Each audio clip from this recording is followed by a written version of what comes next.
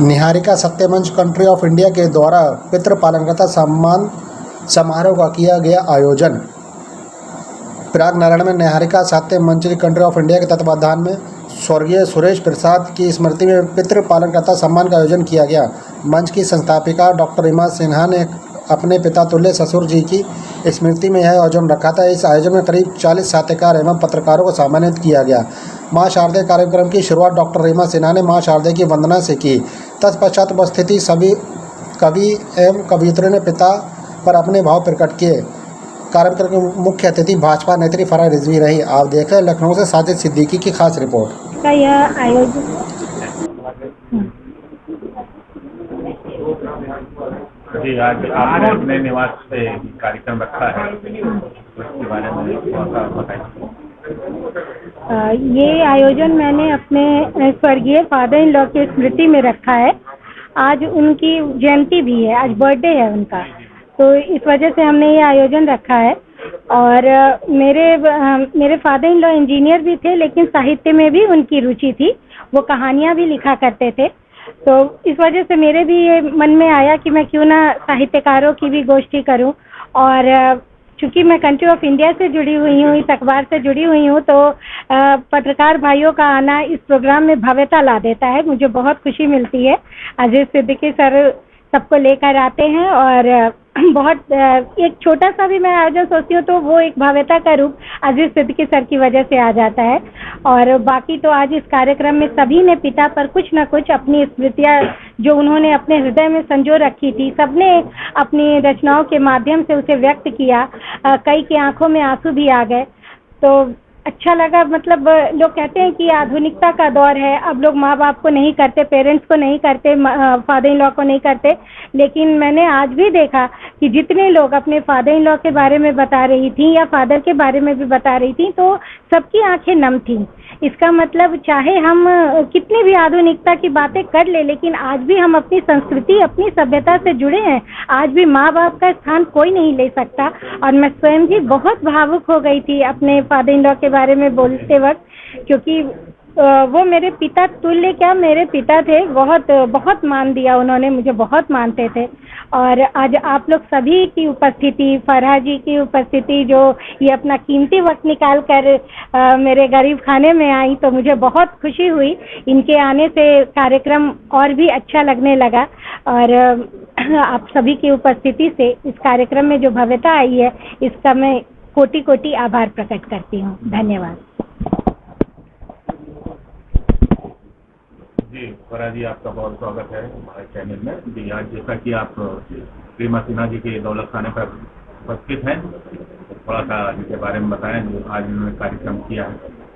कार्यक्रम बहुत अच्छा था। कंट्री ऑफ इंडिया के माध्यम से रीमा सिन्हा जी से आज मुलाकात हुई और मेरा सौभाग्य कि मैं आप सबके बीच में आई, लेकिन कुछ टाइम की कमी की वजह से मैं सभी कमियों को सुन नहीं पाई, लेकिन जितनी तारीफ़ें मुझे यहाँ सबकी मिली, मुझे बहुत अच्छा लगा। और माता पिता सम्मान देने के लिए हम लोग, आज हम पेरेंट्स बने तो हमें एहसास है कि माँ बाप की अहमियत क्या होती है, वालिदैन की अहमियत क्या होती है, और कवि जिस रूप में उसको पेश करते हैं वो अपने आप में ये काबिले तारीफ। यहाँ पर सबने बहुत अच्छा कार्यक्रम था और बहुत अच्छी तरीके से उसको सजाया गया। बहुत बहुत शुक्रिया। जी, आज आप कंट्री ऑफ इंडिया और निहारिका साहित्य मंच के प्रोग्राम में रीमा सिन्हा जी के यहाँ तशरीफ लाए हैं और बहुत अच्छा प्रोग्राम रहा है, इसके बारे में थोड़ा सा रोशन। आज country club of India Niharika साहित्य मंच के द्वारा ये कार्यक्रम उनके ससुर की जन्म दिवस के अवसर पर उनकी स्मृति में किया गया। यूं तो निहारिका साहित्य मंच द्वारा समय समय पर अनेक साहित्यिक कार्यक्रम किए जाते रहते हैं। उनके पास अनेक विषयों पर कार्यक्रम करने का अनुभव भी प्राप्त है उन्हें, परंतु आज का जो विषय रहा उसमें जो साहित्यकार, जो कलमकार यहाँ पर उपस्थित हुए, उन्होंने पिता की महत्ता को, हमारी संस्कृति में पिता का जो महत्व है और किस प्रकार वर्तमान युवा पीढ़ी अपने संस्कारों से अपने पिता को अपने साथ में रखते हुए उनके वटवृक्ष रूपी छाया को अपना समागत करते हुए जीवन यापन करे, उसका संदेश सभी कवित्रियों और कवियों के द्वारा दिया गया। इस कार्यक्रम बहुत अच्छा लिखते हैं, बहुत अच्छा पढ़ते हैं, हर जगह मैंने महफिलों में देखा है थोड़ा सा जो यहाँ पर कार्यक्रम हुआ है इसमें थोड़ा 2 शब्द पढ़ दें तो बहुत अच्छा है, कुछ भी सुना दीजिए आप। पिता के लिए यूं तो कुछ लिखा नहीं जा सकता। पिता को बहुत बड़ी अगर कोई किताब पिता के लिए अगर लिखनी है तो मात्र एक शब्द ही लिखना उसके लिए पर्याप्त है, पिता। आपने कहा है तो मैं अपने गुरुओं को हाजिर नाजिर मानते हुए, उनको साक्षी मानते हुए एक श्लोक आपके सभी के सामने पढ़ूंगा। गिरीशम गणेशम गले नील वर्णम गजेंद्राधिरूणम गुणातीत रूपम भवम भस्वरम भस्मणारूंगी तांगम भवानी कल्त्रम भजे पंचवक्तम।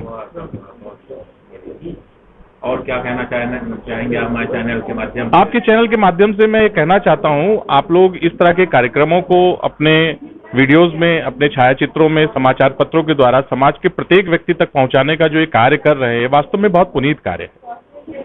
समाचार पत्रों की जो दुनिया होती है वो देखना जाए तो एक दिन की होती है, उसकी लाइफ एक दिन की होती है, अगले दिन दूसरा पेपर आता है। लेकिन उसमें लिखे गए शब्द, जो आप शब्द चयनित करते हैं, वो सदियों तक जीते हैं। इसलिए आपके पास समाज को जागृत करने की, समाज को सुसंस्कृत करने की बहुत बड़ी जिम्मेदारी है। आप सभी लोग बहुत अच्छा लिखें, समाज के लिए संप्रेषण का कार्य कर रहे हैं तो वहां पर संप्रेषित शब्दों का भी प्रयोग बहुत अच्छे ढंग से होना चाहिए। आप युवा पीढ़ी के मार्गदर्शक के रूप में, संरक्षक के रूप में, एक अभिभावक के रूप में अगर समाचार पत्र अपनी भूमिका निभाते रहेंगे तो वास्तव में जिस प्रकार हमारा देश गुलामी की जंजीरों से बढ़कर आज स्वतंत्र रूप से हुआ है, एक विकसित विचारधारा के साथ एक विकसित राष्ट्र बनने में उसे देर नहीं लगेगी। सर, अजीज सिद्दीकी साहब आपके बगल में बैठे हैं, इनके लिए 2 शब्द कह दें। जैसा आपने आते ही बताया कि इनके ऊपर एक किताब। अजीज भाई, मैं सिद्दीकी नहीं कहता हूं उन्हें कभी भी, अजीज भाई ही कहता हूं। मुझसे आयु में बड़े हैं, मुझसे अनुभव में बड़े हैं। मैंने जब अपने जीवन की शुरुआत की थी तो छोटे स्कूटर से की थी। अजीज भाई ने उससे बहुत पहले, जिसे दशक कहते हैं, वहां से शुरुआत की है। जमीन का उनके पास जो अनुभव है, जमीनी ज्ञान का जो मूल बेस होता है, वो उनका इतना सुदृढ़ है, उन्हें कोई भी हस्ती आज की तारीख में मुझे तो नहीं लगता कोई हिला सकती हो। इसीलिए मैंने इनके ऊपर एक पुस्तक भी लिखी है, उसको लिखने का प्रयास चल भी रहा है। उसमें बहुत सारे लोगों के लेख भी आमंत्रित मैं कर रहा हूं। अजीज शख्स, ये हर एक व्यक्ति सबका अजीज कैसे हो सकता है? वो पत्रकारों के लिए भी काम करता है, वो पत्रकारों को पंजीकरण भी कराता है, वो अपने समकक्ष दूसरे समाचार पत्रों और मैगजीनों को भी रजिस्ट्रेशन कराता है और कहता है कि आप मेरे बगल में आके मेरे कंपटीटर के रूप में खड़े हुए। वो एक सांस्कृतिक मंच को भी समृद्ध करता है, वो पेड़ भी लगाता है, उसे पर्यावरण की चिंता है, उसे युवाओं की चिंता है कि युवा कहीं अपने उद्देश्य से, अपने पथ से भटक ना जाएं, इसलिए वो उनको काम के लिए भी प्रेरित करता है। तो ऐसे शख्स पर पुस्तक लिखा जाना मेरे हिसाब से बहुत जरूरी है। अनेक राजनीतिक लोगों पर, अनेक पैसे वाले पूंजीपतियों पर लोग पुस्तकें लिख रहे हैं जिसे कोई नहीं पढ़ता, लेकिन अजीज सिद्दीकी को पढ़े जाने की आवश्यकता है। अजीज सिद्दीकी एक नाम नहीं है, एक शख्सियत है, एक शख्स, ऐसा शख्स जो शोध का विषय है। उस पर शोध होना चाहिए कि जो जमीन के इतने नजदीक होकर के आज बुलंदियों पर है, हर व्यक्ति की बातों में है, हर महफिल की शान बनता है, तो व्यक्ति यूं ही कोई अजीज नहीं बन जाता। और मुझे सौभाग्य है कि ये कार्य करने का मुझे आपने अनुमति प्रदान की, मैंने इनसे इसकी परमिशन ली और इन्होंने मुझे इस बात की परमिशन दी। मैं शुक्रगुजार हूं अपने अजीज भाई का। और ये किताब वास्तव में समाज के लिए एक बहुत बड़े मार्गदर्शन का काम करेगी। रेलवे के स्टॉलों पर, बुक स्टॉलों पर, स्कूलों में इसका निःशुल्क वितरण किया जाएगा, जिससे लोग अजीज सिद्दीकी की जिंदगी से वाकिफ हो सकें और अपने जीवन में आत्मसात करें और अपने जीवन को सफल बनाएं।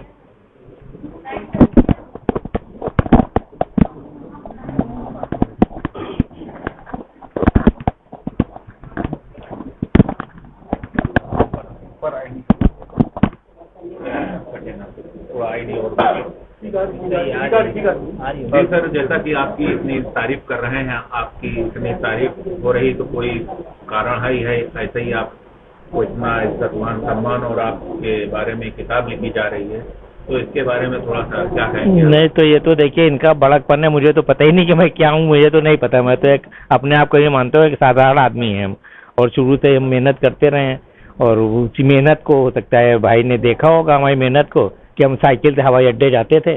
जब इंदिरा गांधी जहाज से उतर रही होती थी तो सीढ़ियों पर ही फोटो खींचना पड़ती थी उतरते हुए, और वो आके आधे घंटे फोटो बना के हमें देना पड़ती थी प्रेस में छपने के लिए। और साइकिल भी मेरी ऐसी थी कि जो एयरपोर्ट जाने में 2-3 बार चेन उतर जाती थी उसकी, चले आ रहे चेन उतर गई। तो ये सब रहा, और आज भी मेरे पास वो स्कूटर ही है जिससे मैं चलता हूँ। तो आपने देखा होगा, और हमें बहुत इनका शुक्रिया है कि लोग हमारे इतना बाद में सोचते हैं सबसे मैं पहले तो देख सभी से ही अपना वो, अगर हम अपना ही वो करेंगे, हमारे पास वही टूटी स्कूटर है जिससे से मैं चलता हूँ। भाई ये एक ऊपर वाले का स्कूटर लेके कोई लोग भवन चला जाएगा, हम बैठे हो ना हो स्कूटर अंदर चली जाएगी, पहचानते लोग की टूटी स्कूटर इन्हीं की है। तो ये के बारे में नहीं, रीमा सिन्हा जी की वजह से तो आज सारे लोग यहाँ इकट्ठा हुए। ये बहुत मेहनती हैं, और ये कंट्री ऑफ इंडिया में ये जुड़ी हैं हमारे, जब से जुड़ी हैं तो हमें लगता है इनके पास कोई काम ही नहीं, कंट्री ऑफ इंडिया के लिए पूरी समर्पित हैं और हर वक्त काम करती हैं। और